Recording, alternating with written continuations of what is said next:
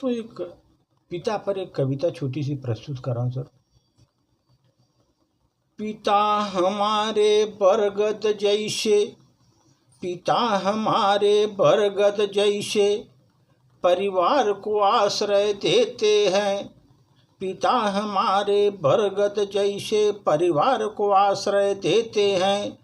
उनकी ही छत्र छाया में हम बड़े मज़े से रहते हैं। उनकी ही छत्र छाया में हम बड़े मज़े से रहते हैं।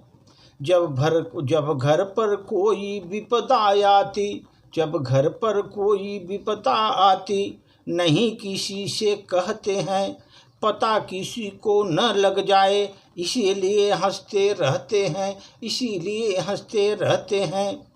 धैर्यवान इतने होते हैं, धीरज कभी न खोते हैं। धैर्यवान इतने होते हैं, धीरज कभी न खोते हैं। दुख को जो गरल सामने होता, खुद उसको पी लेते हैं।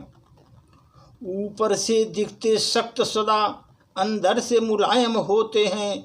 कहीं बिगड़ न जाए बच्चे, इसलिए थोड़ा कड़वा होते हैं। वे हर जिम्मेदारी का बोझा अपने सिर पर उठाते हैं। जैसे भी हो जिम्मेदारी वे बिल्कुल नहीं घबराते हैं। जैसे भी हो जिम्मेदारी बिल्कुल नहीं घबराते हैं। जब आती श्रेय लेने की बारी, वह पीछे रह जाते हैं। श्रेय किसी को मिल भी जाए, वो उसमें खुशियाँ पाते हैं, वो उसमें खुशियाँ पाते हैं।